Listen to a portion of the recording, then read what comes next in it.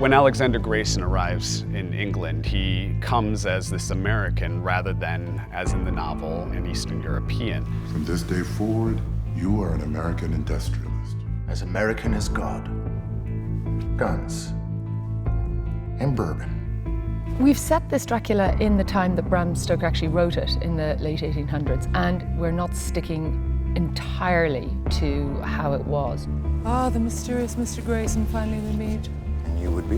Well, I would be in a nice warm bath, but I simply had to come and find out what all the fuss was about. First of all, Dracula is Vlad Tepes in our version, and Vlad Tepes was a master strategist, a military man. You can't really go into England and pretend to be English because they'll recognize the otherness of him. Why England? This is the country of my great-grandparents' birth. In that regard, it's a homecoming. I myself am descended from a very old family.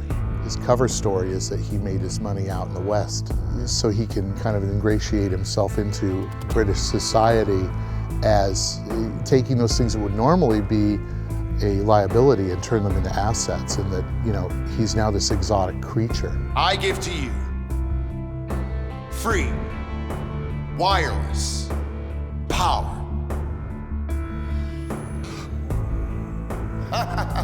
It really is kind of a reinvention of Dracula. It would be almost like, you know, taking all your favorite characters and then putting them into a new situation.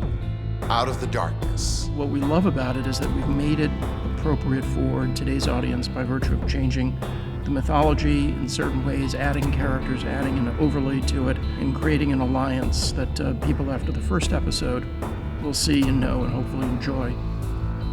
We are not bound by what we have lost, but by who took it. I told you, their corruption and their hubris is unbridled. That's always been the way with the Order of the Dragon. The Order of the Dragon was a Knights Templar-like organization that operated for a spell in the public sphere, including members that were kings and members of the Vatican. It's sort of a Masonic club that they have over generations decimated and ruled as sort of an underground society. They've run everything with an iron fist. Murder, torture, rape, wholesale slaughter, that is the stock and trade of the Order of the Dragon. I didn't want Dracula or Alexander Grayson to dominate the story. I felt he needed some very powerful rivals. There's probably no better personification of that than Lady Jane. She's just truly that badass. I didn't hear you approaching. You say that as if it's an accomplishment, Mr. Grayson. She is the least likely person that you would consider to be a hunter of vampires. She's the first woman in the order. You take an oath that nothing is bigger than the Order of the Dragon, and you pledge everything to it. Good girl.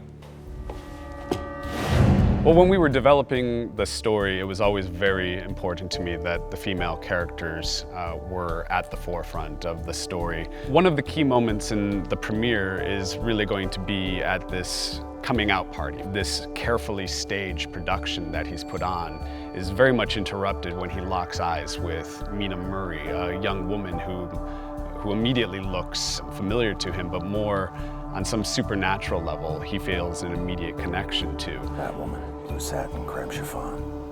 I want to know everything about her and the man she's with.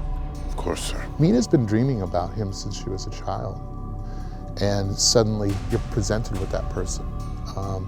So for both of them, the rug's been pulled pretty hard out from their feet. That was one of those moments where it's like, this is a everything changes moment.